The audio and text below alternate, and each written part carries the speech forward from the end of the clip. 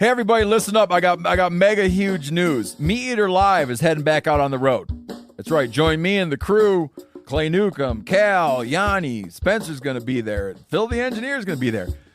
Meat Eater Live headed back out. Now, when you get every ticket, okay, every ticket you buy, you get a signed copy of our new Meat Eater Outdoor Cookbook. This tour is celebrating the release of the book.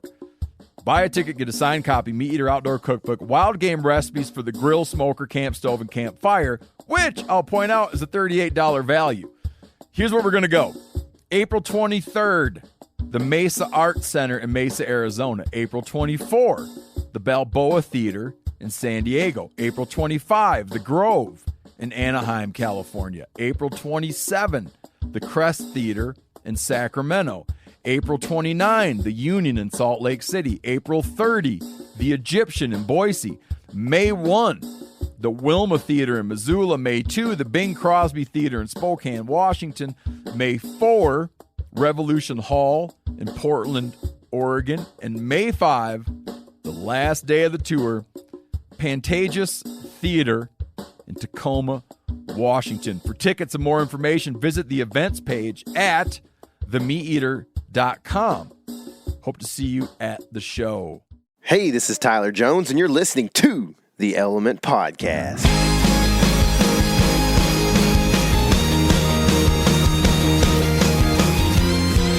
What's happening, all my woods people? Today, I am flying solo through and through.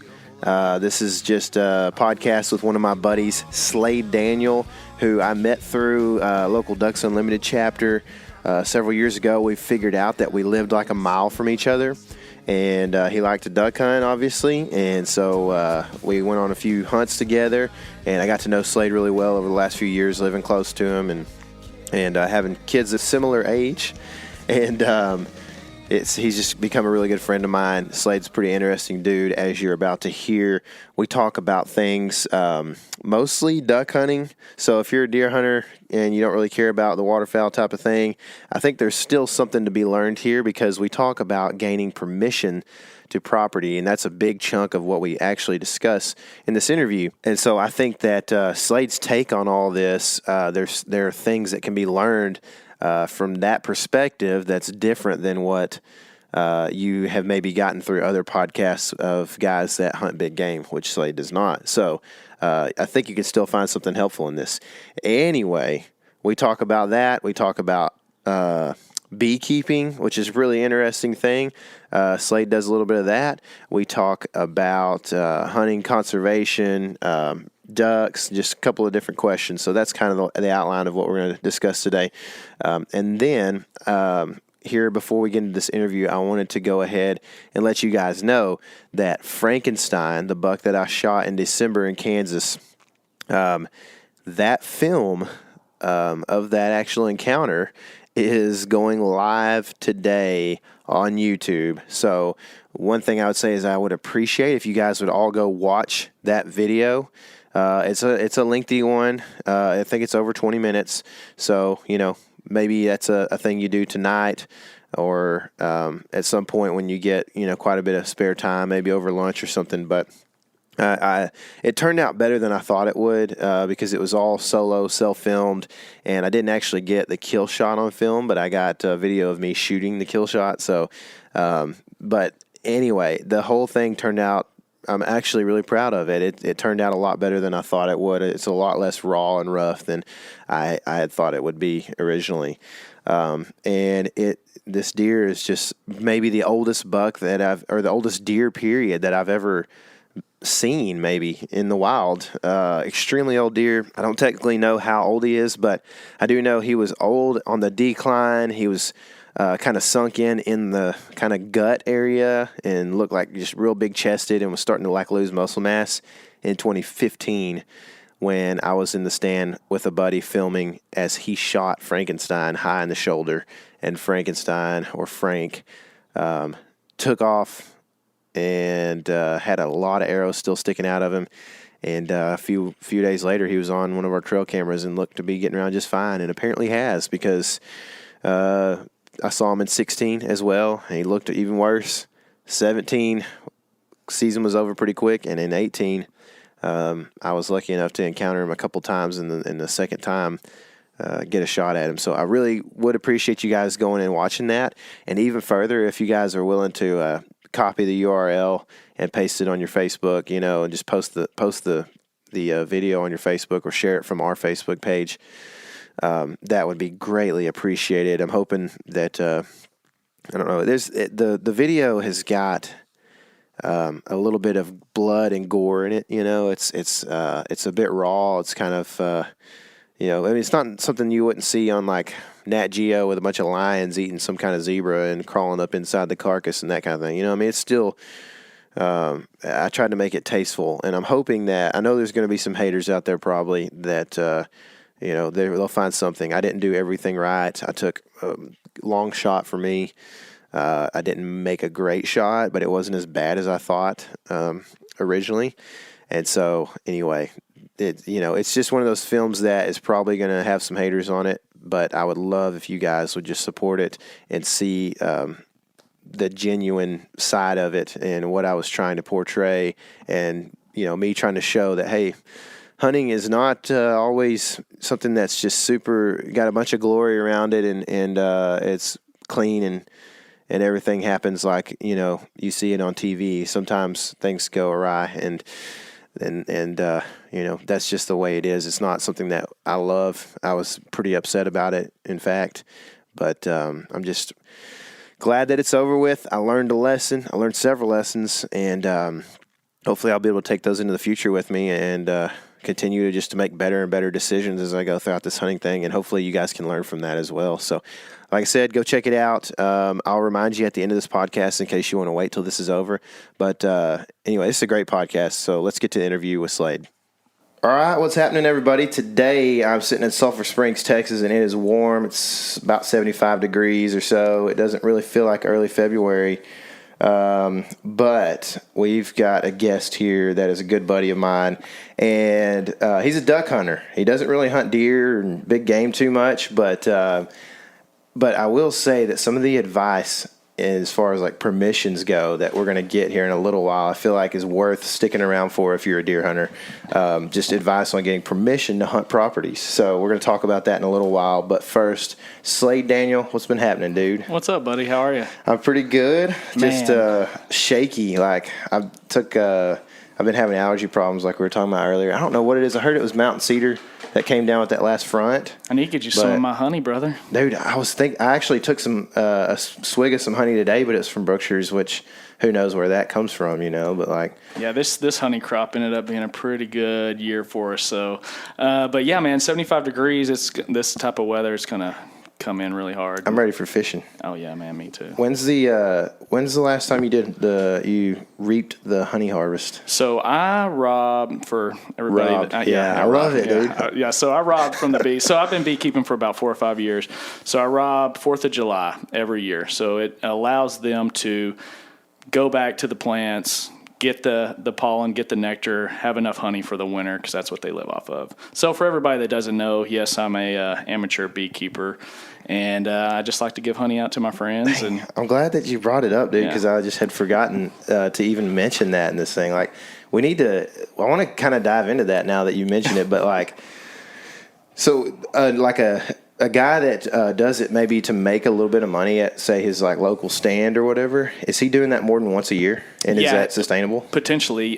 Just depends on if it rains about every 3 or 4 days. It depends on kind of the amount of plants in that area, and then how many hives he or she has. So I have just 3 or 4 hives. I typically get about 25 to 45 pounds of honey each season, and that ends up going really quick because I just really like to bless people with that honey. It's just a fun little hobby that I like to do, and so I don't sell it or anything like that, but it goes immediately. I post a picture on Facebook and it's gone. But yeah, if somebody was going to sell it, make it a hobby, they would have to have 10, 20, potentially even 30, 40 hives, just because this year of my 4 hives, I actually lost one of my hives to wax moths, which really they came in, destroyed my whole hive, and I'm talking they ate every single bit of honey and just destroyed They just eat the honey? They just ate the honey They don't, and do ate they the eat wax. the And ate the wax. wax? Yeah. Mm-hmm. So is that like the only thing that those moths eat? Man, I guess so. It's just like when you're cleaning hives, you got to get rid of all the wax around the hive because those wax moths will show up and then they'll just infiltrate a hive, and it's pretty. I didn't realize how devastating it was. I opened up my hive, and there was just honey everywhere, and unfortunately, I couldn't get any of it. So do those bees die? Or They die. Yeah, they ended up dying, and so they don't they can't attack the moths or anything. They don't. Yeah, they don't. There's just so many of them, and then they just kind of multiply from there. Really? Yeah. So we have, and I don't treat any of my honey either. So it's just all organic. One, because it takes a lot of work to do all that, to treat them and do that. But essentially, the pests that you're trying to prevent are like fire ants, mites, and then wax moths, because those are the three things that will devastate a hive. And you never had fire ant problems or anything? Yeah, I've had fire ant problems. Then I just try to treat it naturally, and hopefully they go away. And it's worked pretty well. So like soap water or something, or how does that? Yeah, soap water, and then just they have like different things that you can buy, like even Lowe's or co-ops that aren't harmful to bees and things like that. That's cool, man. Yeah. Man, I would love to do it. I kind of need a little more property, I feel like. Well, everybody has a romantic viewpoint or a view of being a beekeeper, and you saw me, get all that honey. I guess that was a couple of years ago. You saw me harvest that honey, and it's a lot of work. And it was 100 degrees that day when we got that, and thankfully we did all the work inside after we got it. But yeah, when I take people out to the bee yard, they sometimes they think that it's just real easy and bees kind of do their own, but there's a lot of work and effort involved. Yeah, man, I wanted to do a video, and remember we did it. We took a bunch of video of that. Yeah, no, I haven't seen it. So. Well, here's the deal. Is remember that day you came over and Jet got crazy and then flew over onto the couch on my hard drive? Oh, that's right. That was the one that had that footage on it. Yeah, that also had pretty good duck hunt on that. Some pretty good duck hunts. Yeah, so that's about three hunts right there. I think we had on that hard drive. Yeah. But hey, I think we redeemed ourselves this year with this. Oh yeah, with this hunt. That we had, so. We definitely did. We did for sure. We just watched it to get hyped before we got on the podcast. Oh yeah. So speaking of that, I feel like culturally we're kind of coming off one of the worst duck seasons in the South in a long time, and I don't know. Did you feel that way personally, or how'd your season go? I guess. Man, you know what? It was an interesting season. I just got word that the coast had about 500,000 more birds than East Texas did. A buddy of mine was at a DU Ducks Unlimited leadership conference last week, and they had a biologist come down and share that statistic. So we had about 500,000 less birds in this area. They were all on the coast, because I'm assuming they're doing more farming and rice down there, so that's why they went that way. But man, we had just so much water. I had more holes, more access than I've ever had in any of my seasons. And on those holes, it had the food sources that would keep ducks on it all year long. Duckweed, hydrilla. And this year, I had to search for ducks. I had holes that had 7, 10, 15, but I never saw the 50, the 100, the 150. And my holes that typically produce had nothing on it, and holes that I literally have shot 2 or 3 ducks on before were the ones that produced for me this year. So like the lagoon. Yeah. What happened there, dude? So the lagoon, this is a pond that my father-in-law dug out probably 30, 35 years ago. It's swapped hands a few times. And this year, and by the way, this thing is probably about 25 foot deep. And man, we shoot birds on it every year. I didn't know it was that deep. It is straight down. Really? So the first, 10, 15 feet, you can walk out, but then it drops. But man, we shot birds.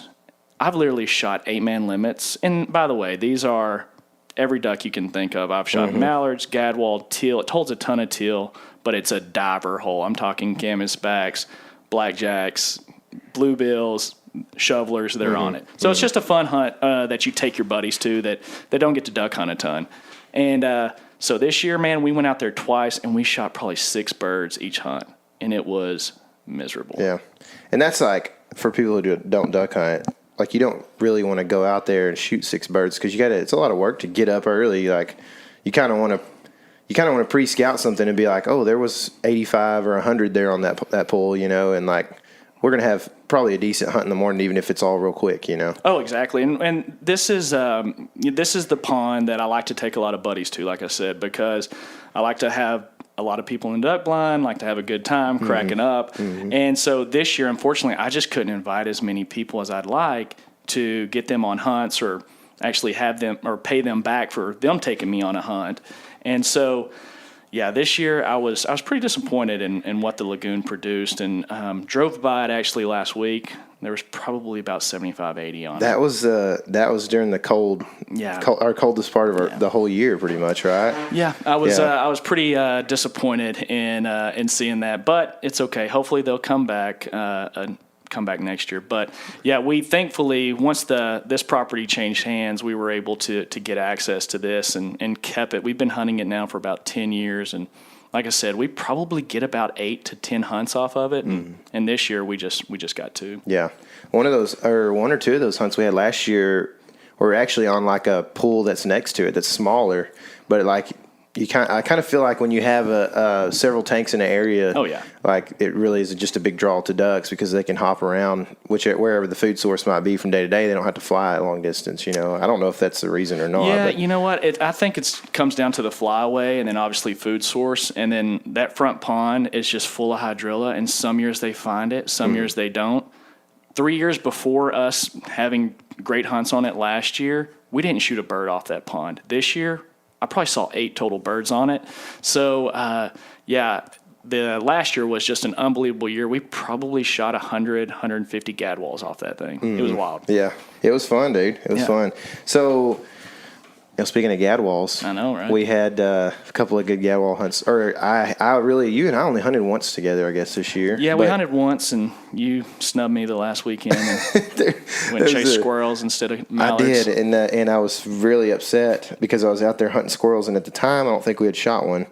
And you sent me a picture of just green ducks of all sorts. They showed up the last weekend, man. I was glad. I was glad. And I had to somehow, probably because in that shop that I live in, I have no service. Oh, that's right. I have to go to the bathroom window to get service there. So if there's a good chance that it just went straight to voicemail. And no, it did. I felt like you hung up on me. Oh, really? Declined my call. Yeah, that's probably what happened then. I don't try to hang up on you too much, but other people it may be different. Yeah, but man, we smoked the gadwalls this year. Thankfully, they were here, and we had the ponds that had duckweed, and man, they hit it pretty hard. And so, like one of the hunt we went on was actually with a buddy of yours, Jonathan McGraw. Oh yeah, who has a really interesting story that we're gonna reveal that on a film pretty soon. I'm not exactly sure in relation to this podcast when that film will come out, but we're trying to shoot for sometime in the month of February. And man, great story. Quick, brief rundown without giving too many details of his story. Yeah, so just high level, Jonathan's house burned down from pretty much every room, but I think like one. And it started in his garage, AKA man cave, which housed all his stuff. And so just a group of guys and myself, we got together and decided to bless him with something he probably wouldn't buy during that struggle, and we bought him all his duck hunting gear that he needed. Yeah, and he would have missed out on duck season otherwise. Probably. Yeah, he would have missed out, and every little dollar was probably going to go to the house or to his family or to his kids, and so we just got him something that we thought could kind of be therapeutic for him, and thankfully it was, and we got to have a few good duck hunts to finish out the season. Yeah, it was really cool. Jonathan told the story on the video, so you guys hopefully be looking forward to that. What I like about that is it's similar to like say you've got we used to travel a bunch, as you know. I did in the band and other things, and you go through these towns. You stop at a gas station in Waco, Texas, or whatever, and which is a pretty crime-laden town, and people are in bad shape, and they come up and asking you for money and stuff. And it's like, to me, it's similar to that situation in a way where like I would be willing to go inside and buy the dude a sausage, egg, cheese biscuit, but I'm not going to give you any money. You know what I mean? 100%. And not that he's some guy who's going to go spend it on drugs or whatever, but like he's like you said, if you were just to give him money, it would end up going to his kids, which is fine. But like, in that type of situation, like you said, like hunting is therapy, for somebody who loves it that much, and so like giving them that opportunity to go hunt and say, look, I'm just going to give you something so that you have no choice. Yeah. That's pretty cool, man. Well, and not to kind of share his blessings, but also another person of his church, because he leads, he's a local youth pastor at a church, but also leads worship at church. And I didn't know that. Yeah. Okay. So somebody actually kind of blessed him as well by saying, hey, get a new guitar and a new amp. And he got a sweet guitar and a sweet amp. I knew he was on the team. I didn't know he was the lead at worship leader. Well, he used to be lead. I think he just, he actually recently just switched that over. That's cool, man. That's cool. So, we had a great hunt that morning. You ended up having another really good hunt with him, and then the end of the season, you didn't call me, and you had a really good hunt. and then but the season closed up recently, and you didn't go on like an out-of-state hunt or anything. Man, no, not this year. We added baby boy number 3 to the mix. So that just which is good. So thankfully, got to hunt locally and be home at decent times. And man, at the end of the day, I'm a weekend warrior. So going out of state, it's we'll try to go to Arkansas each year, and we'll go for about 3 to 5 days, just kind of depending on work schedules with buddies. But yeah, this year, new baby to the mix, and needed to stay home and focus on priorities and make sure that everybody's taken care of there. Yeah, it's good, man. So is that do you feel like that? Because I feel like when something like that stops happening, it's so easy just to be like next year, the same things. I just got too much going on. Yeah. Like, is this the end of it, or? Man, I hope not. Honestly, I like Arkansas each year. They actually struggled this year. They still had some pretty solid hunts, but they had a lot of water. They had a lot of water. The reports were pretty rough up there. Just some buddies that we have in the area, kind of the Pocahontas Northeast area up there, and they hunted a lot of WMAs, and they had some solid hunts. I think he just posted a picture of like a 15-man limit of greenheads, but I think that's like one of the most solid hunts they had all year. And they used to do it. They typically do it, once a week, something like that. Pretty solid. But man, honestly, I'd like to take advantage of Texas and go out west, go down to the coast, and those are kind of on my upcoming bucket list. And so hopefully, fingers crossed, we'll be able to go do that this upcoming year. So like rolling plains west, like Panhandle? Yeah, like stuff? Getting after cacklers and geese out there, just because, and then more field hunting, because we just we have too much dairy land around here, and we don't have the crops that ducks are going to want to decoy over any crop or anything like that. So it's all just ponds or lakes that we hunt. And then down south, just getting on the coast, hunting redheads and pintails. I would love to do that. I've never done a coastal hunt. I've been out there to that like rolling plains stuff out west, and we've shot some cranes. And cranes are on the list too. I've just seen videos and heard them. They look awesome. Dude, I don't guess I've really ever been on like a strict crane hunt, but like we've had some bonuses come in while we were hunting cacklers and that kind of thing and snows. Man, they look like prehistoric. They look awesome. Like if it fell on you, you'd be in trouble. You'd be hurt, dude. Yeah. I mean, they're 4 foot tall. I mean, they're just giant, dude. It's like a person coming out of the sky. Now, were they hard to shoot? Or was it pretty easy? Was it like a layup? No, they were pretty easy. So range is kind of the key factor there, obviously. But like the whatever it is, like foot to 18 inches of difference between their head and their body. Because of the neck, like you have to.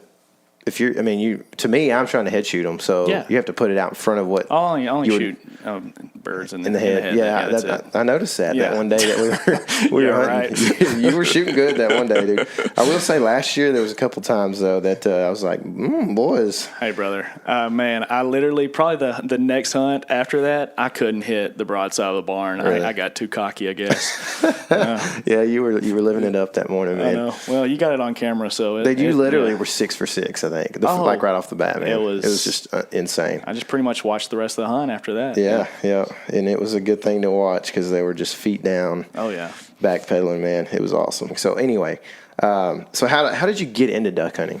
Oh man, so my dad was a football coach. Literally played sports my whole life. Did not grow up hunting. Go to college in Arkansas.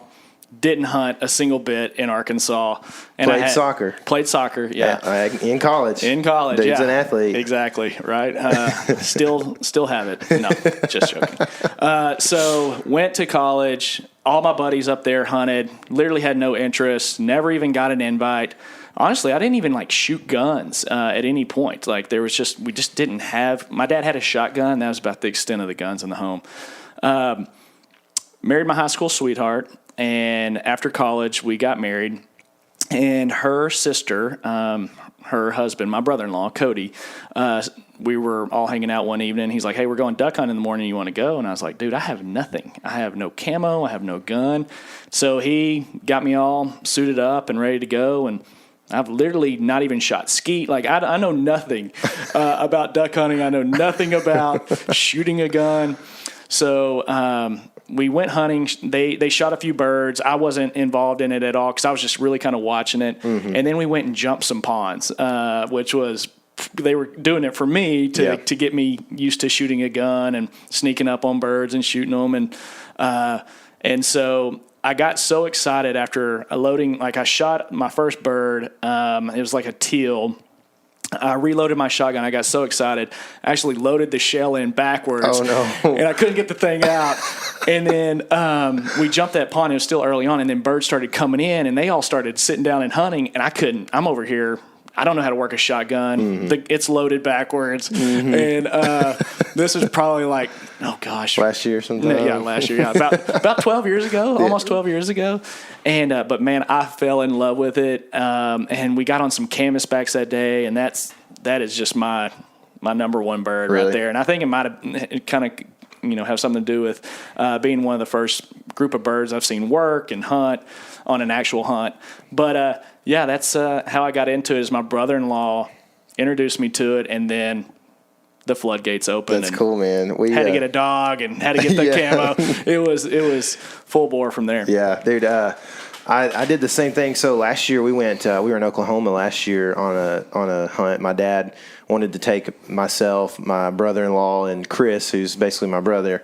He wanted to take us on a hunt, and so Chris, he's hunted some ducks. Oh yeah, he came with us last year. Oh yeah, that's right. Yeah, he came on that. Yeah. And so like he usually will do. He's not as crazy about it as he is like the Patriots or anything, but like.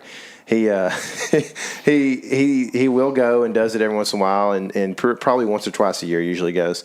So there's that. There's me. I've hunted quite a bit, and then there's Billy, my brother-in-law. You can shoot a shotgun. I don't think you shot pretty well the last time we hunted together. Shot a lot of shotgun shells in my life. Yeah. So I don't think you let a bird get by you the last time we hunted together. I try not to. So anyway, Billy, or my brother-in-law, he is not really a hunter, and but super, he's athletic and everything, and anyway, I think he's kind of handled some guns before, but not a whole lot, and so he goes on that hunt with us, and the first day we were in these bail blinds, and actually they weren't bail blinds, but they were similar to that, where they were like enclosed and had like a little, I don't know what it's called, like but a window. Backstop to it? A little backstop, got a window out front.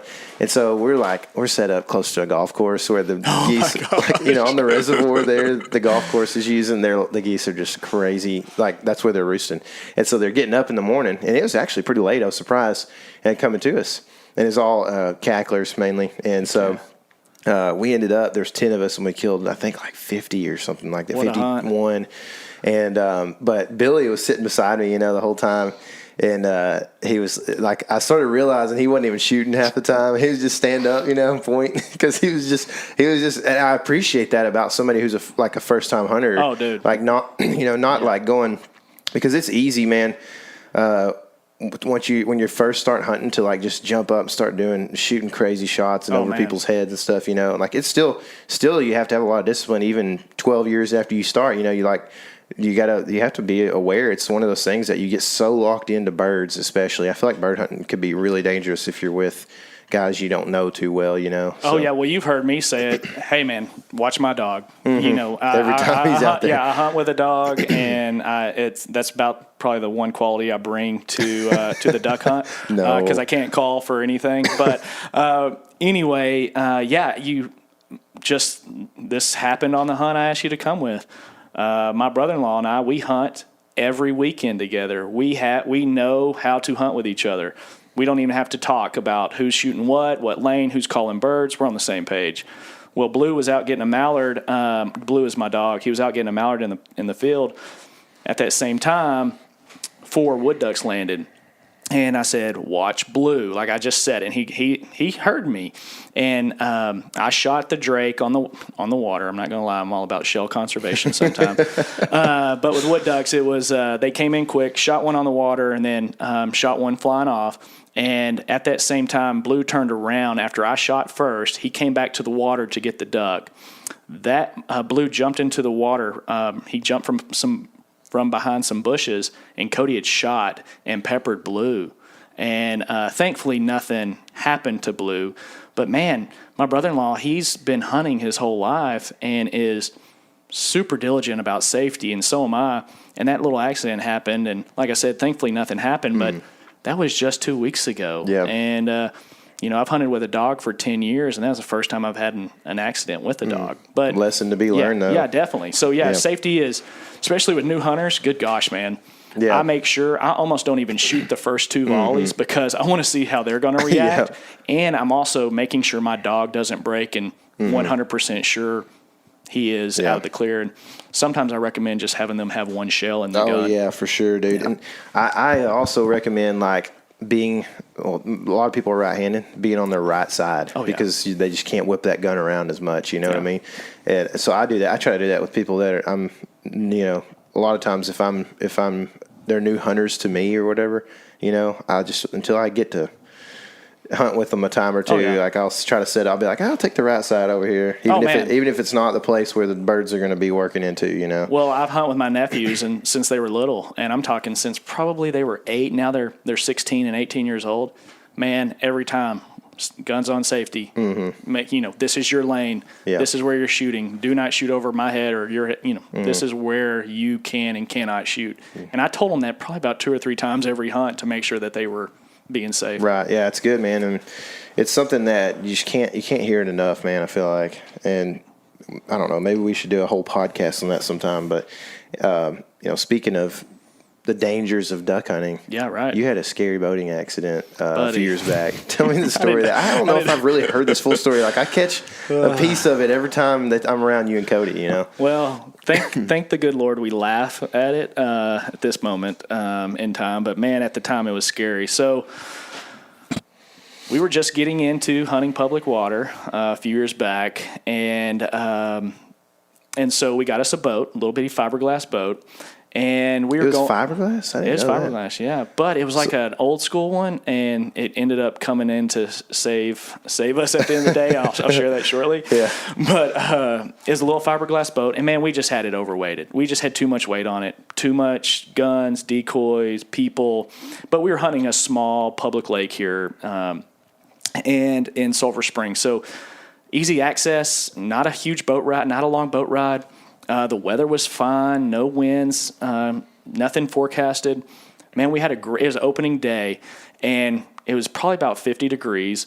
And, man, we shot probably like 12, 14 birds, and they were early season mallards and wood ducks, and which is kind of not always the case when you go public land hunting early on in the season, here in Texas at least. And so anyway, this lake is separated by a dam, and there's the dam is broken in one area, so you have one lake on one side and a lake on the other side. Well, the lake where we hunted is all surrounded by trees, and you can't really tell the wind. So we were leaving the hunt, and go through that little opening in the dam, and then all of a sudden the wind picks up after about 200 yards out onto the other lake that has no trees around it, and is super exposed. So we get out about 200 yards out, and I'm like, my brother-in-law, Cody, I was like, Cody, these waves are too strong. You need to turn around. And at that same moment, he agreed with me. He turned the boat around, and the weight of the front, somebody had scooted up front, and it kind of pushed the nose of the boat down. At that same moment, a wave came over and into the boat. Yeah, so anyway, we're about 200 yards out. So I told you we had a fiberglass boat. Well, what happened was, first things first is we all threw our waders off because we thought we were about to sink. Well, thankfully we had neoprene waders, and by the way, those float. Yeah, I wouldn't have known that until you told me that. Oh no, trust me. I was like, waders off. Man, it was we were pulling them off, and next thing you know, we were floating. And we didn't have life jackets on either. That was another thing. Like, now I don't get on a boat without a life jacket. I don't care if I'm going in a little canoe on a private pond. I have a life jacket on. I'm that nervous about it now. But anyway, we made sure, my little nephew was with us. I made sure he had a life jacket because they were right there at our feet. So he got a life jacket. We all got life jackets on. That fiberglass boat had like a little air pocket underneath. So the whole boat sunk underwater. Everything in the boat like rises to the top of the water. But then all of a sudden the boat floated back up. But it was full of water. And it's because of that air pocket. Yeah. But my brother-in-law, Salvo, stayed on the boat motor, stayed on it until it died, got full of water. He got about 100 yards away. Thankfully, we had a trolling motor on there, and it trolled all the way back in. Dude, it was awful. So our buddies that were out there hunting with us, they were in another boat. So we were trying to get them to come over and help us. Well, their motor quit working in the middle of the boat, middle of the lake, so they couldn't help us. Dude, it was one of those mornings that, thank the good Lord, he was watching out for us because it could have been dangerous real quick, and it'd have been bad. Man, that's just crazy, man. Oh, dude, it was intense, but it was funny because of some of the things. Like right when the boat went under, I just started praying out loud, and just like, "Dear Lord," I was like, "Dear Lord, we need your help right now." And so, like, in case you're not watching right this moment, so like Cody, my brother-in-law, they all started laughing. They're like, "Dude, right when we went under, you just started praying." I was like, I didn't know what else to do. And then what's even funnier is somebody took, because we had to go to a different boat ramp, so our truck was at another boat ramp, and we're literally not even at a boat ramp. We're like on some rocks on the bank. And so anyway, somebody finally came over and got us. And by the way, it's 50 degrees. We're cold and we're soaking wet, head to toe, soaking wet. And somebody took my brother-in-law to his truck. Well, he came back, and when he got out of the truck, he literally had on a red windsuit because he just had an extra pair of clothes in his, well, not clothes. He had pants and a jacket, and the dude walked out just looking like Flavor Flav or something. It was one of the funniest things. It was really refreshing to see because we were freezing and all our phones had died or were ruined. By the way, the only thing we lost were the ducks and a shell belt. Really? Yes. So the shotguns were stayed in the boat. Shotguns stayed in the boat. Everything stayed in the boat. Golly. So now we laugh about it because we talk about Cody wearing the red suit, me praying out loud, just like it, and then not losing a single thing except things that. That's crazy. Yeah, it was wild. That is so crazy. We sold that boat, made a few $100 on it, and we got a bigger boat now. That's good. That's good. Which you still really won't go out in, right? Yeah. Well, this year, as long as it's a 1 degree or 1 mile per hour wind, I will get on the water. Yeah. Dude, that's such a crazy story, man. It was wild, but man, like I said, honestly, the good Lord was watching out for us, and it was intense. So. People can probably tell this at this point, but in case they can't, you're a community builder in my eyes. Oh, awesome! Thanks. Why do you love to bring people together so much? Well, I guess maybe it probably comes from my dad. He was a football coach, and just seeing him kind of treat everybody the same, no matter how much money they had, what nationality they were, what color they were. It doesn't matter. He treated them all the same, and just always had a good time when he was out in public, and I think I got that quality from him. But especially when it comes to like duck hunting, the reason I duck hunt is I can't sit in a deer stand for 5, 6. I can go for a couple, 2 or 3 hours, but brother, I'm going to be standing up at about second hour. I'm going to pull a Rice Krispie treat out, eat that sucker. Maybe there's a reason I'm only shot one deer in my lifetime. So duck hunting just allows me that opportunity to kind of move around but I like to enjoy those moments with people, and I'm looking forward to enjoying those moments with my boys. coming up, because Riker, he's 8, he'll turn 9 next year, and I got him a little 410, so I think I'm going to get him out in the.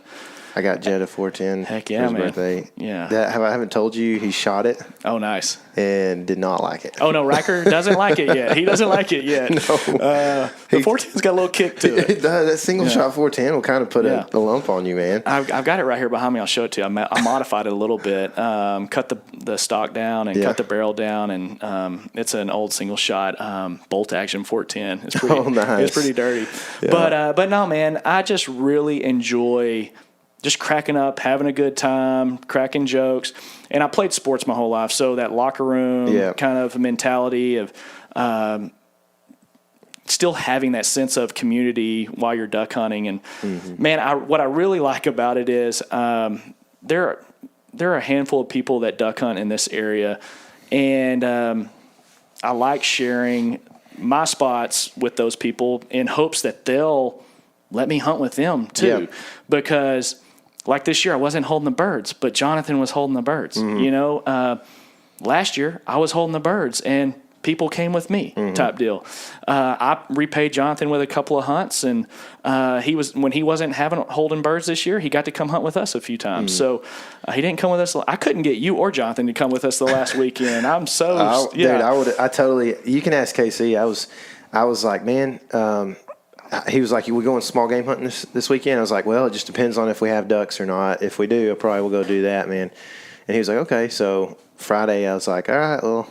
Hadn't heard from Slade, so, and I guess it was just like I said, phone service deal, but yeah, that's fine. I was gonna say that, like, your sense of like community building, like whether you have a ton of intention in this or not, like surely that plays into getting permissions and getting to go on hunts with people and that kind of thing, I would guess. I mean, man, yes, and I'm also in outside sales, so thankfully I've heard the word no enough times that I'm not afraid to ask to go on a hunt, or if you have a piece of property. And so I'm not afraid to just go up there and ask somebody, and I don't just go up immediately and start asking them, hey, can I hunt your property? I get to talk to them, try to make that connection, try to see if they know one of my family members or whoever the case may be, and just really make that connection. And then I ask them, and then if they say no, it's okay. I'm one step closer to a yes, but hey, what's the worst they're going to say is no, and right. But the best thing they can say is yes and get out there. But also when it comes to other people that duck hunt, I'm not afraid to. I'll usually throw the invite out there first, or like with Jonathan. Jonathan invited us opening day this year, and so I'm not afraid to invite somebody, and then also ask them, hey brother, I brought you on a hunt, and do you care? Are you holding birds? Right. And can we come hunt with you this weekend? Right. I'm not afraid to ask that. They kind of infer that, though. You don't Sometimes have to say, they do. Sometimes they don't, man. There's unfortunately, I've hunted with some younger generation folks, and they don't understand that concept, which is fine. And it's and honestly, they don't even think twice about it. But yeah, it's more the. Sometimes you got to say it, though, huh? Yeah, and I'm not afraid to. I really am not. That's cool. Yeah, because I'm constantly communicating with them. And I build that friendship like you. I'm driving to work. I'm in the car for an hour. I'm giving you a call, and we're talking. We'll talk for 30, 45 minutes. I do the same thing with people that I hunt with as well that are becoming more and more friends than just hunting buddies. Right. Yeah. So when you go up to ask somebody that you don't know, what's the first thing you start talking about? Like, how do you approach that person? Because I will stutter so bad through and stumble through something that's just, by the end of it, I'm like, I literally sound like some kind of convict out here that's like trying, like they literally think that I'm on drugs, and I can't speak, I feel terrible. Every situation is different. My brother-in-law sometimes will do it if he knows it has a little bit of a personal connection. But man, we'll be driving down the road and we see birds just funnel into an area, and we'll be like, okay, we need to figure out who owns this piece of property. Then we need to go up and talk to them. And honestly, more times than not, it's a no. But what I do is typically just I walk up to their front door, or I try to catch them outside, and I just introduce myself, and typically I'm in full camo because I just came from another hunt or something like that. And man, I just start talking to them and getting to know them. And like, I literally just say, hey, my name's Slade Daniel. I was hunting around the area, saw some birds drop in over here, and really just start talking to them. So then that's like your first line, and then you drive them away from like the permission thing first. Yeah, I don't right? even You ask say, permission. I just introduce them. Hey, just saw some birds. Just wanted to just talk to you. You know, get to know you. Got some acreage here or something like that. I see you got some cows out in this area. You know, how long have y'all been here? And man, typically it's somebody that, and we have a lot of cow pastures and a lot of dairy farms and stuff like that. And you know, so you talk about their cows or whatever the case may be, and it's really becomes a conversation. Sometimes people will talk to you, and that's when you start just warming them up, talking to them, just getting. But then when you see the conversation waning, you gotta say, "Hey, look, Mr. and Mrs. Johnson, you know, I stopped because I saw these ducks. Would really love an opportunity to hunt out there. Do you ever allow anybody to hunt on your property?" And you've got to ask it. You've got to ask. And sometimes they go, "Yeah." Or we have somebody hunting out here right now, and then I know that's a done deal. Sometimes they'll go, "No, we like to watch the ducks." Yeah. When they say I like to look at the ducks, like, don't even ask again. Me too, and you leave. But man, like the last guy I did, I stopped, and man, I was probably 45 minutes away from my hometown, but this guy's dad used to play football for my dad. And I found that out on the second time I stopped by there. So really, if I don't get permission the first time, but there's kind of a chance, I'm going to stop back by and talk to him and get to know him a little bit more. Come to find out, the guy played football for my dad, and so I was able to make that connection. I still didn't get to hunt out there. Yeah, but dude, I've had that happen too, man. Like I feel like with deer hunting, things are different as well because a deer has fur, right? So people just love furry things. You know what I mean? Yes. And it's big, and it's like when you take a deer off somebody's property, it's like a substantial thing that you take off their property, right? That lives there year round. Whereas ducks, it's like, we see them, a couple months out of the year, or whatever. So like I think that's one thing that I struggle with, or that when I'm asking for deer permission, at least that's a struggle for deer hunters. And also like I've had that happen where it's like, man, you'll sit there and talk to somebody, and like for instance, this is another thing that's a big deal with me that I struggle with is like, so you may like go by some like wide open cattle pasture, there's a small tank in the middle, and you see 20 birds sucked down. You get your binos on it, and there's like 100 on there. You're like, holy cow! And this is just something that happens as like you said, you've got ponds that like year in, year out, they may or may not have birds on them. Right. But there may be a ton of them on there at some point. So like this just happens, for instance. And so like, go ask for permission. Like you may not, really, if you miss out on it, well, it's just that one hunt. Like maybe that pond never holds birds. That's right. For me, when I look at it from a deer hunting perspective, I'm like, that's the baddest property in the whole place. It isn't just a cattle pasture. Like I have to get permission on this, and I put so much pressure on myself to get that. That is a different mindset, because I know I have way more opportunities to ask than you do. Right. Because you're, like you said, I'll just try to ask that next landowner that has birds in this area, in this vicinity, and I know I can pull those birds in. Yeah. But the first thing that I do is I really look at my network of people here locally that I know either have land, that own dairies, that I go to church with, that have property, and most of the time they know I'm a duck hunter. But then it's literally, once you get to know those people and exhaust your network, and even a couple people I go to church with that I've just gotten to know here recently, because I've been going to this church now just for a couple of years, this new church for a couple of years. It took a little while to get to know them, but I asked them, I said, hey, I know you have a little bit of acreage on the other side of town. Do you ever let anybody hunt it? And gotten a new property by it just, this last year. Now, did it hold any birds? Unfortunately, no, it didn't. But I have that again for next year. Another buddy of mine, he leases up land all over town for cows. He knows I'm a duck hunter. I saw him out the other day. He's like, hey, man, I just got some new property. It's holding a few ducks. Obviously, season's over, but that's going to be for next year as well. Mm-hmm. I got another buddy that he's got people deer hunting on his property. So he's like, where we dove hunted at? Okay. Yeah, you remember where we dove hunted at? I was going to ask about this guy. Yeah, so just go to church with him, and I know he keeps cows, and I just walked up to him one day. I was like, hey man, I know you've got cows. Do you ever have any ducks on your property? And he said, no, I've got some dove. Come out there and shoot those things if you want.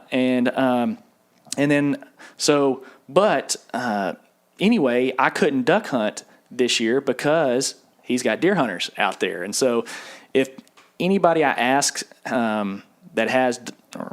anybody that I'm asking permission to for duck hunting, if they say they enjoy looking at the birds or they have deer hunters, then that opportunity is over as well. And I know that. And you gotta have that situational awareness to say, okay, is there an opportunity for me to get to duck hunt here or deer hunt here? And if you just are kind of pushing it and it's not natural, then you just need to learn to walk away and right. but be okay with it. And I used to try to start with hogs first, and then I tried to, a lot of times I got to a point where that's like a good idea. people would because same thing, like people don't like hogs, but like letting you out there with a deadly weapon is kind of one thing. Like especially like another thing about shotguns is like probably not going to kill too many people with a shotgun, right? But like if you let an arrow go awry or shoot a bullet a little high, you could hurt somebody, right? And so I was having trouble like getting permission and getting into these properties through like, hey, I would love to shoot some of these hogs because I know you're in a creek bottom there, and I saw them digging around the ditch or whatever out in front of your property. So instead I started, which still hasn't worked for me, and I haven't tried this in a couple of years because we've been hunting public so much, but like bass fishing, like these people have like pretty good looking pond. I'm like, hey, would you mind if I, come out here and bass fishing? Do you ever use, and this sounds terrible, but do you ever use your kids to be like, hey, my son wants to go fly, bass fishing out here or whatever? So what we typically, I will have the last few times I've had my nephews with me, so we'll just kind of walk up together. So I don't look like some creep off the street coming up and asking them, can I just walk around your property with a firearm? Mm-hmm. And so typically that does help because that wall comes down. So those are the things you've got to remember whenever you're going into these situations is, man, people, like I'm in sales, so people buy from people at the end of the day. In my opinion, they do. Mm. Yes, they still buy products and for certain products and things like that, but people want to buy from somebody they trust, somebody that they feel like they know, and when you can bring in that personal element, like, hey, this is my son and I, this is my nephew and I, this is my brother-in-law, these are my nephews, whatever that conversation is, it kind of lets them know, okay, this isn't some weirdo out here. This is a family guy that probably has similar viewpoints as I do, because they are hunting and carrying a gun and things like that. So with that being said, I haven't used Riker or Hank yet on that, but I will now that you said that. I will bring them. I just that just came off the dome, dude. I love it. I need to remember to use that. You know, and especially and every state is probably different. Especially because you're going up to Kansas asking for, and which I bet that people get hit up constantly over there. But every state is probably different and unique. Here in Texas, a lot of people don't care about ducks or have an understanding of ducks at all, but people understand deer, and people understand, or they know a family member or a friend that they would probably rather them hunt that deer than you or I, which is... I've run into that a lot. Oh yeah, because my nephew hunts it. Yeah, and that's a tough one, man. It really is. But the thing you've got to just keep doing is you can't be afraid to hear the word no. I kind of am, so I've got to get over that. Yeah, rejection does suck. And I've been told no a lot. Of course, but it's more like booking venues and stuff like that. It's like, hey, can we come play? I promise we'll do a good job. No, we're not. Oh my gosh. We'll maybe look at you next year. We'll play some Maroon 5, and then it's a yes. I'm just joking. I'm just joking. But honestly, man, you just gotta get that out of your mindset of you got to walk up there thinking, hey, I'm going to hopefully be optimistic, obviously, of course, that they're going to say yes, and that you can find common ground and build a conversation with them and find the right person. Right. Because a lot of times I'll find a hand on a property and he or she, they have no ability to say yes.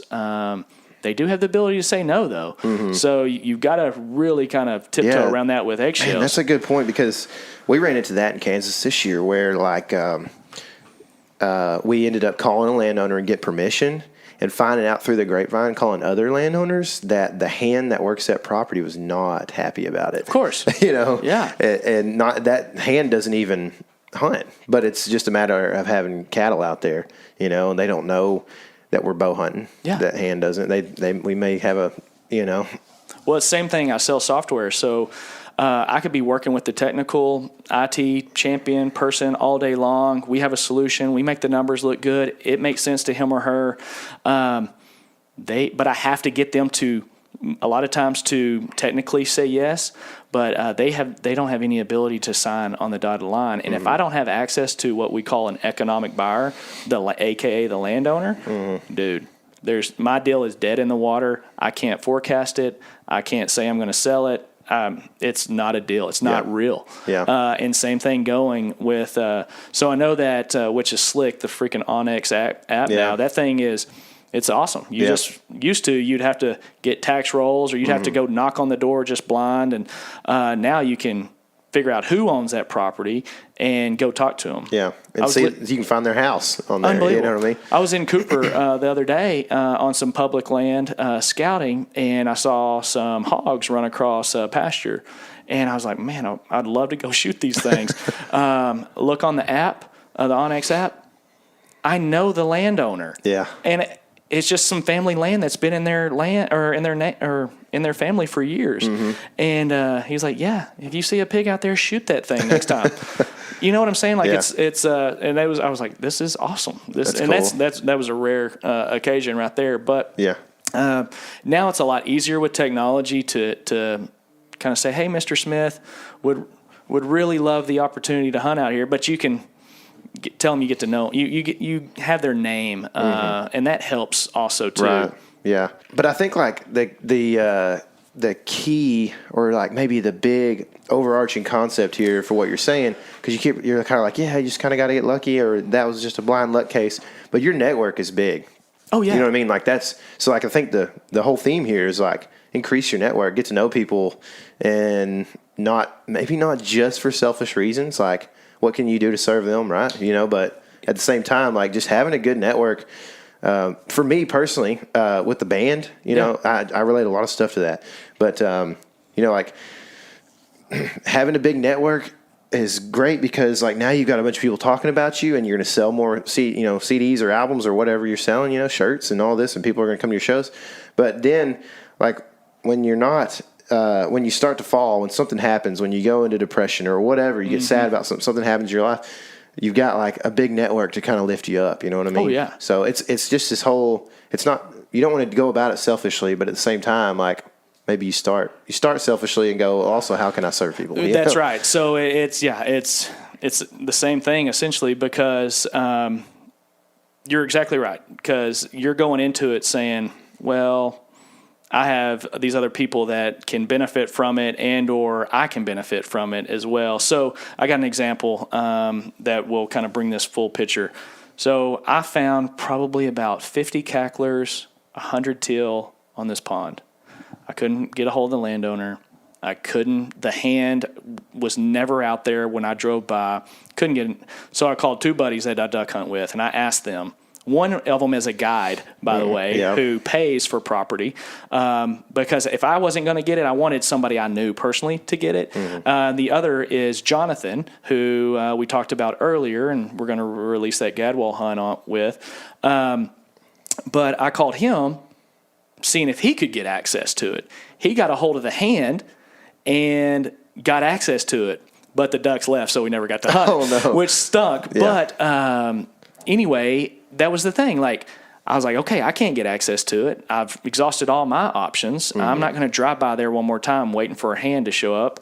And so I just called my network of folks, one, hoping Jonathan would get it, then invite me, which benefits him because he's getting a new spot to hunt, but invite your boy. And then, or if Jonathan and I can't get it, hopefully Ed, our buddy, who has a guide service, will get that, and then he'll invite me too, maybe. Maybe. Or have me go But hunt. if nothing else, I mean, like you care about Ed and like he gets Yeah. to take some clients or whatever, maybe, and have a good hunt and maybe helps Ed's family out, you know. Whatever. Exactly. So, And so it's one of those things. And same thing, like I had a buddy call me to go do some video work, and I told them, I said, that's right. I said, look, I'm the talent. I'm in front of the camera. I'm not behind the camera. I wear the makeup. Yeah, exactly. And in this instance, I have a face for radio, so this is this is perfect. Yeah. This is my medium. But whatever, dude. But anyway, a buddy of mine at Realtree called me and said, hey, can you go? My buddies needs some video work out in West Texas. And I said, unfortunately, I don't do that, but I got the right guy that can do that. Mm-hmm. Here's some of his videos. Next thing you know, you're driving to West Texas filming some awesome mule deer. Yeah, when I should have been hunting. Yeah, that is true. Sorry, that was. I needed that money big time. Yeah. That was a good month for me, for sure. But it's one of those things. Like, yes, that is why we're here on Earth. We're here to treat people like the way we want to be treated, Right. And just show love just like Jesus would. And man, that is really a core belief of mine, is to help people out in any way that I can. So we just did a spiritual gifts test at church, and that was one of them, is just being somebody that gives. Yeah. And I didn't realize that was considered a spiritual gift, just giving. And but it's not of your time, or it's not just of your money, is what it's talking about. It's your time. It's really helping other people out. Actions and stuff. Yeah, exactly. So yeah, that's cool, dude. Because we did probably last quarter or so at my church, we did a huge lesson on gifts, and it was like I don't know, it was like 2 months long. I mean, that's awesome. Yeah, so pretty interesting there. But anyway, back to what we're talking about. Sorry that we just got good. off. So you've also done some of the lease things before, right? Some of the outside of permissions and that kind of thing. Like, have you ever had multiple places in a year that you leased? No, so this is really one of the first years that I've leased. So if there's ever money involved to get access to a property, I usually turn it over to a buddy of mine that has a guide service and willing to pay. This year we got on a lease because a couple of guys got off of it. And we knew of this lease for the last 4 or 5 years. And we just always constantly stayed in their ear. Hey, if anybody drops off this lease, let us know, let us know, let us know. So being consistent. And 2 guys dropped off. My brother-in-law and I hopped on. And, man, we shot some ducks on this place, thankfully, this year, and shot some good pigs. And last weekend, right? Yeah. We've had some. We had a couple of decent hunts. Had a few solo hunts out there because it was holding probably about 10 or 14 birds, which I can hunt solo on that. And have a decent hunt, but it's not a hunt that I can invite a bunch of people on. But it was interesting having a lease this year because I can't invite a ton of people on that, just due to the landowner's rules. But yeah, I typically don't lease property. I've enjoyed it. I do like not having to pay for property to hunt on, but it did when my other private holes dried up. It granted me an opportunity to have access to game where I otherwise would not have. Yeah. Is that like a contracted? Did you contract the lease? Yeah. Yeah. So, and what about, have you ever contracted any of the permission spots? Or man, you know what? The contracts were only around just liability shifting onto me, as in I'm hunting at my own risk. Yeah. So like, did you draw that up, or did they draw the contract? A few landowners have drawn that up, and honestly, that's, now that I'm thinking about it, that's probably something decent to have in your back pocket to say, hey, look, Mr. and Mrs. Landowner, if you're nervous about me getting hurt or anything happening, here's just a waiver, just showing that I'm not going to come back and sue you or anything like that. So, again, kind of dropping that wall. So that's probably a good idea to just kind of keep in your back pocket when you have somebody on the fence. Yeah. Man, I've thought about it before too, and I just never have. Like, you need to put some in your glove box or something, don't you? Like I feel, and I just never have for some reason. I also does it matter? Does it matter how you draw that up? I mean, is it? It was boilerplate off the internet. It looked like just shifting liability to hunt at your own risk. That's about the only thing. I got you. Yep. It was one page. So you run, or have run, a pretty successful Ducks Unlimited chapter here in town. to what do you attribute the success of that chapter? So the thing about Ducks Unlimited is you have to have people at the banquet, right? And the way you get people at the banquet, whether it's Ducks Unlimited, Delta Waterfowl is another organization, or what, Quail Forever, whatever your organization is that you support, you have to have butts in the seats. And the way we do that is by selling corporate tables. And when I took over, and even so Ed, the guy I mentioned, the duck guide earlier, myself, since we've taken over, we've really just made an effort of going after local businesses and exhausting our network again, casting that net out. And, man, a majority of these people don't even duck hunt. They just like to come, have a good time, take their company or their employees out, whatever, and their buddies out, and to come eat, drink, and have a chance to win a gun. So we really made a big effort going after businesses and selling tables. And, each year our goal is to have about 20 to 30 tables sold. And again, exhausting my network, everybody that I know in each of these companies, not afraid to ask them for them to make a donation or to buy a table at Ducks Unlimited. So again, that's what has been so hard work, nose to the ground kind of thing. That's it, man. Yeah. So you're not going to just take over a banquet and say, oh, it's going to be successful because we're going to have 100 guns or this or that and put some marketing on Facebook. No, I'm literally walking into these businesses, asking the person that can say yes or no, and saying, hey, Mr. Smith, are you wanting to come to Ducks Unlimited? Here, and they're like, oh, well, what's Ducks Unlimited? Then I explain it to them, and then ask them again, do you want to come? Yeah. I wait till they tell me no. I've got a text message on my phone right now from like 3 people and with their answers, so I'm interested in what they're saying. So, Texas has a big economy, which I think our Ducks Unlimited chapters across the state here do really well, I feel like, the banquets and such. We give a lot of money to Ducks Unlimited here in Texas. But a common complaint that I hear is that, like, we send a lot of that money a long ways from here, right? Yeah. We send it all up north, and they do projects up there, which is important because that's where ducks are made. The duck factory is what they call it, So do you ever have any qualms about sending money up north, especially like on a year like this year, 2018, when we saw so few birds? Man, I'm about the ducks. That's really the main thing, and where the ducks are really spending a majority of their time and where they're breeding are the grounds that I feel like are important to me and my kids, potentially, or if they get into hunting. And for the legislation, them fighting for land bills, for them fighting for conservation. So the people do have qualms about it only being up north, but let's be real. We are in Northeast Texas. We are dairy and cattle farmers. We don't have the grounds to have beans, rice, whatever it is that the ducks want to come to. I've hunted on multiple Ducks Unlimited conservation areas here locally, and it's just water. It's just flooded water that's about 1 foot deep or 2 foot deep, because nobody is putting the food in the ground that ducks want to come here to. So I think it's each kind of individual county or area of Texas or whatever state you're in, depending on your crops, really determines on are ducks going to come and be with you all winter long, right?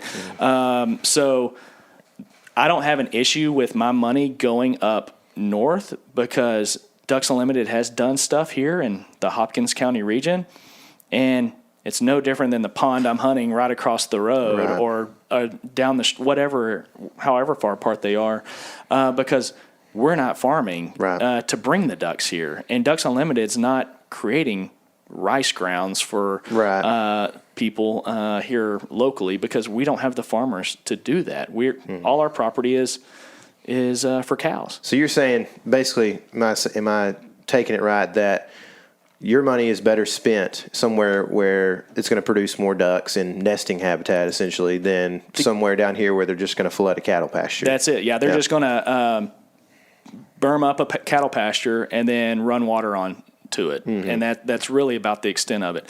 Now, if we had dairy farmers that were mass producing soybeans or rice or whatever other crop, then we may, or corn, we may have that potential here. Yeah. But we don't have the industry for that here locally to support any Ducks Unlimited habitat. Now, is it good to have those type of things? Yes, of course it is. But it's not going to be just like we're going, hunting make a huge Stuttgart. difference. Yeah, it really isn't. So, yes, I want my money to go up north to give me more of a chance for birds to migrate to me and give me an opportunity that way. So does that make sense? I know that's kind of a long way to get there. That's good. That's good.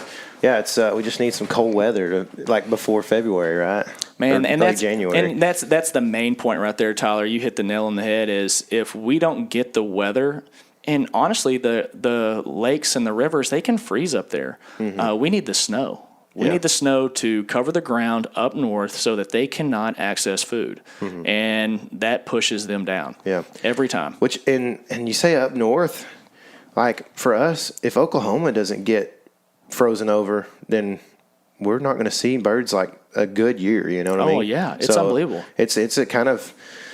at times frustrating, and it's kind of amazing that like birds will not push past Oklahoma oftentimes if they are not pushed. Them in Oklahoma this year. Yeah, I follow a bunch of outfitters online, and they smoked them. But man, that's a good point. Is that, man, if we don't have that weather up north, then there's no chance for us to have any success here. So and we're the last folks to shoot at these birds. Yeah, I know. So it makes it even that much more tougher. Yeah. And other states as Louisiana and other Alabama, Mississippi, they still have they're at the bottom of the flyway as well. So there's educated birds all the way down that. But yeah, we're literally right in the middle of two flyways, and where you and I hunt.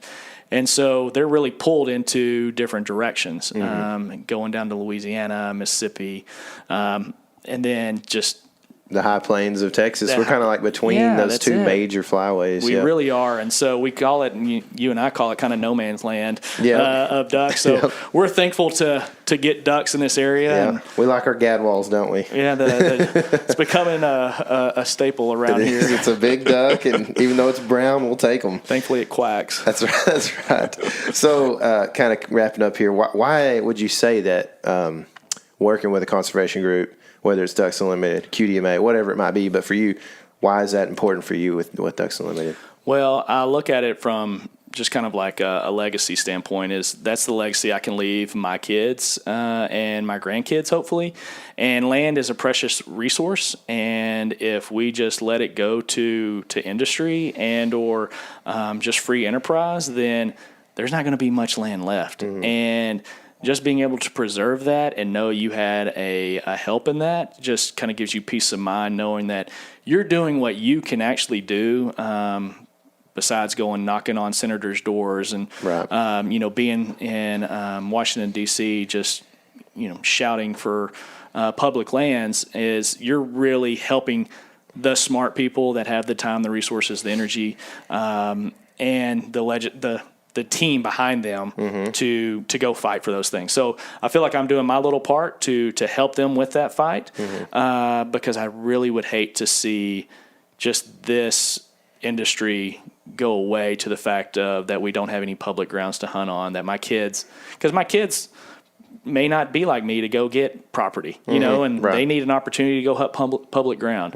Or even just, you may have been working towards this, but just bird numbers, and that's it. That's the only thing I can do from a bird numbers perspective, me personally. Or, I could build a wood duck box or two, but that is the most effective way I can help out the ducks.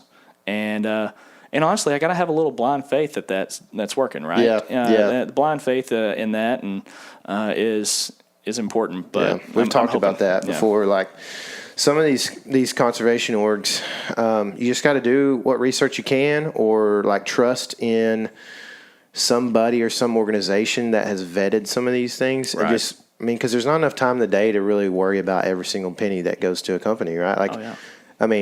It's just hard. You don't have the time to do that. You're working, you're podcasting with famous people, and that kind of thing. Humble brag. But you know what I'm saying, though. You have to just kind of do a little research right off the bat, and hopefully just have good faith, that they're doing the right thing with it. So, kind of some like more quick hitters right here please. at the end. Favorite hunting memory?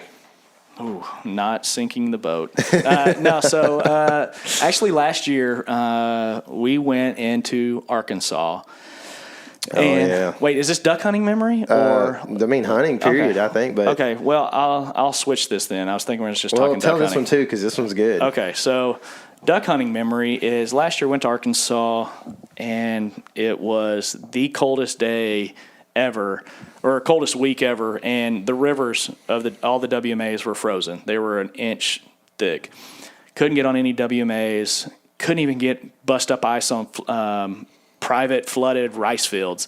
4 days in a row, we shot one duck, pulled the trigger on one duck, one greenhead, and that was it.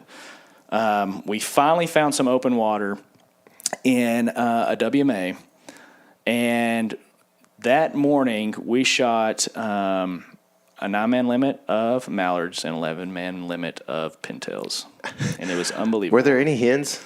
There were hens, but they were not in the pictures. Yeah, there's probably like now pintails. We were able to pick those out. Mm-hmm. Of mallards, there was probably like 5 or 6 of those. So it was impressive. It was an impressive picture. It was a barrel burner for sure. Man. It was just one of those moments that you were in the X. They talk about the X all the time, and it was there. It was right there. So that was my most favorite. And that was with my brother-in-law and a good buddy of mine. And just being able to share that experience with them was just awesome. We can just tell that story the rest of our lives. Mm-hmm. But this year, dude, my son, my 8-year-old, freaking shot a doe. It was awesome.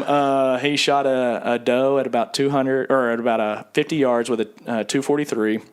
And what's awesome about this is my 2 oldest boys have low vision, and so it's hard for them to see down a scope. And seeing through a scope is difficult. Can you kind of explain what that is to people who don't really know? What, low vision? Low vision, yeah. Just what you and I, their vision, the best way to explain it, they have ocular albinism. You go into Best Buy.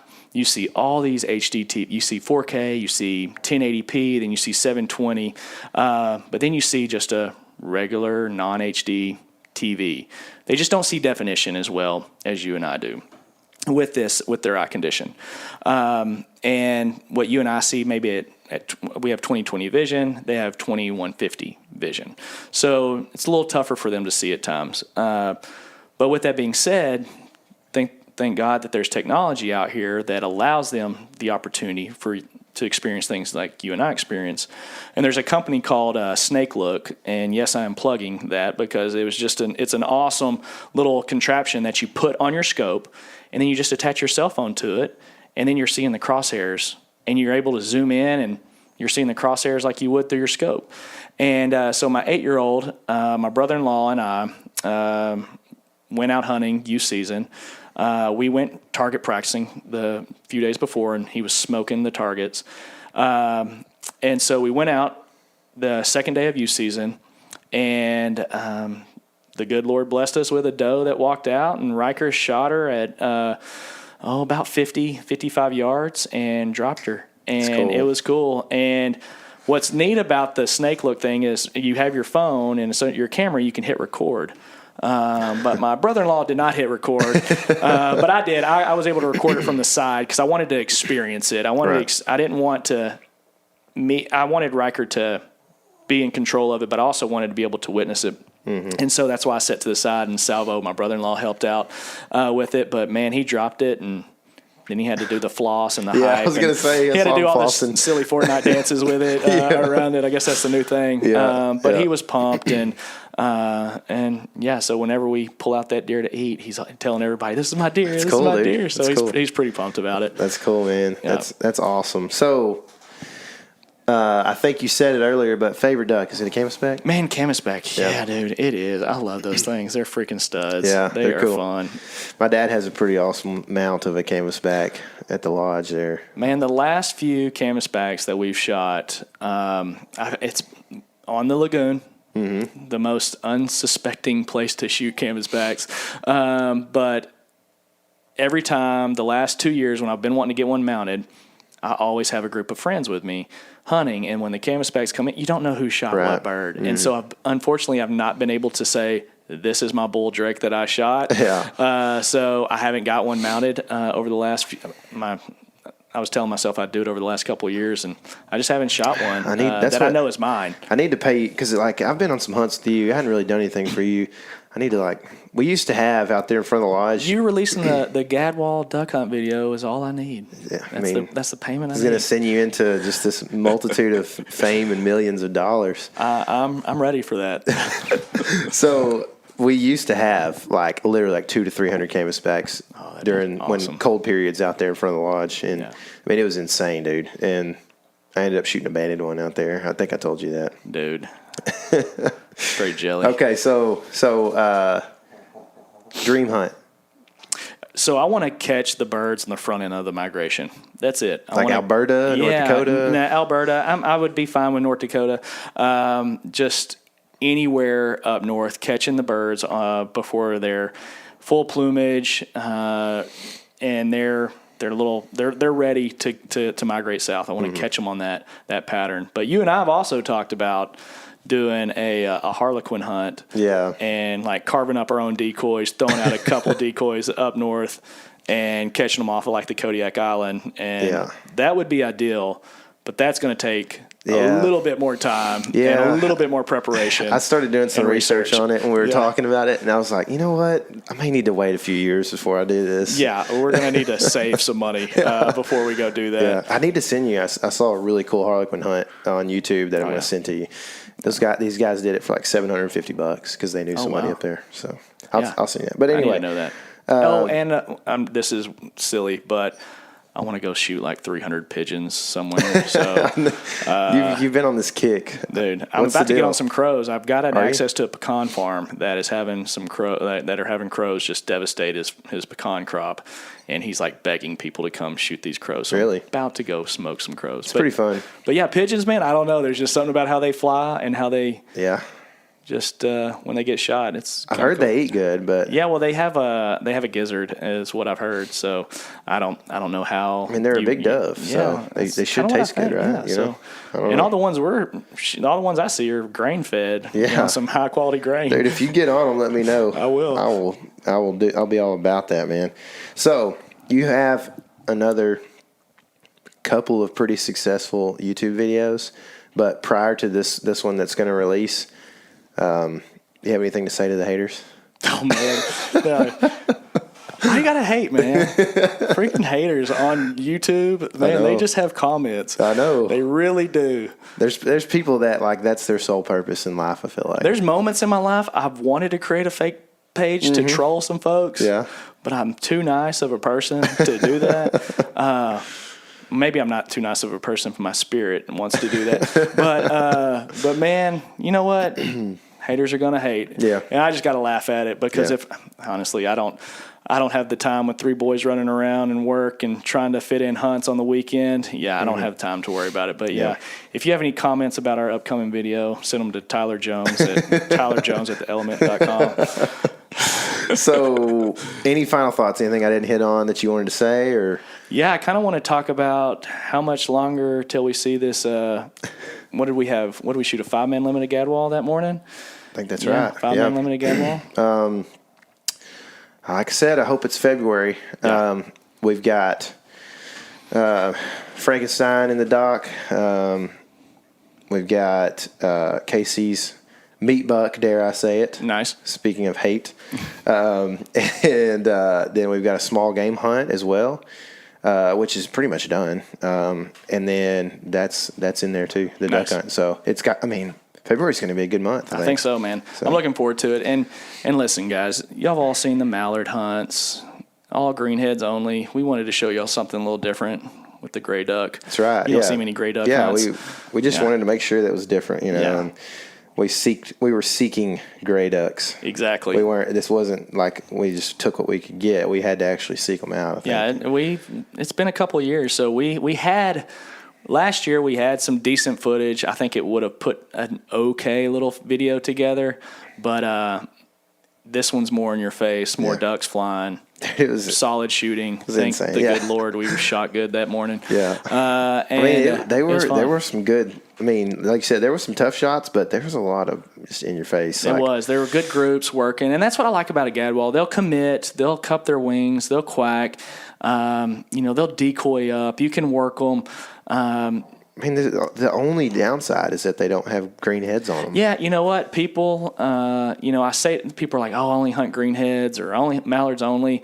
Man, you hadn't hunted East Texas long enough. Right. If that's all you hunt, that's right. You can get lucky every now and then. But man, I promise, I have a ton of access to land, and not trying to brag there, but man, the holes that hold mallards it's like 5% of the holes, and it's just when they get here. It's weird. Right. And they got here the last weekend on my holes that I had permission to. And one buddy who holds mallards every year literally didn't see a mallard on his hole this year.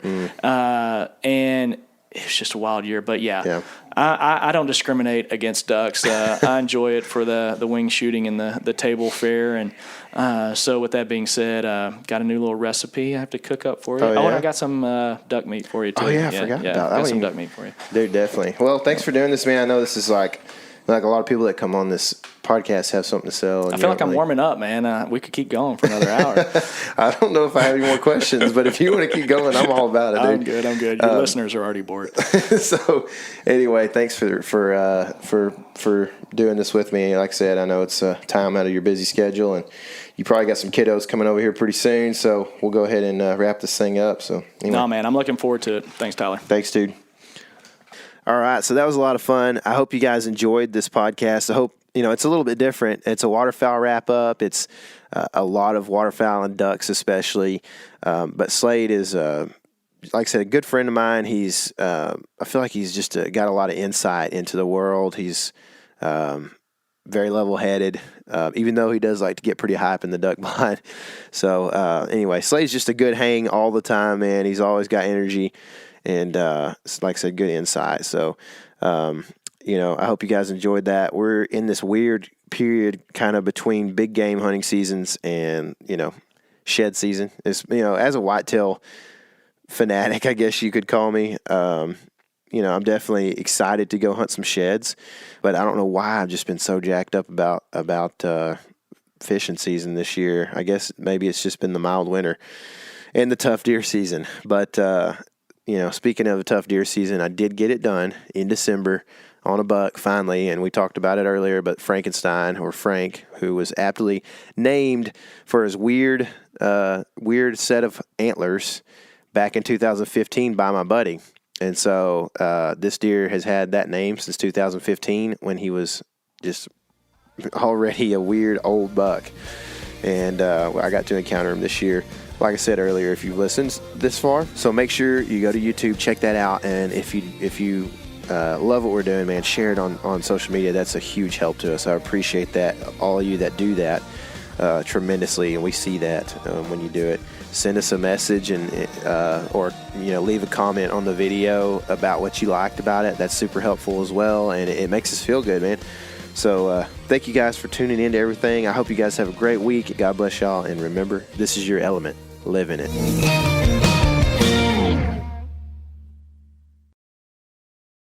Hey everybody, listen up. I got mega huge news. Meat Eater Live is heading back out on the road. That's right. Join me and the crew. Clay Newcomb, Cal, Yanni, Spencer's going to be there. Phil the engineer's going to be there. Meat Eater Live headed back out. Now, when you get every ticket, okay? Every ticket you buy, you get a signed copy of our new Meat Eater Outdoor Cookbook. This tour is celebrating the release of the book. Buy a ticket, get a signed copy, Meat Eater Outdoor Cookbook, wild game recipes for the grill, smoker, camp stove, and campfire, which I'll point out is a $38 value. Here's where we're going to go. April 23rd, the Mesa Arts Center in Mesa, Arizona. April 24, the Balboa Theater in San Diego. April 25, the Grove in Anaheim, California. April 27, the Crest Theater in Sacramento. April 29, the Union in Salt Lake City. April 30, the Egyptian in Boise.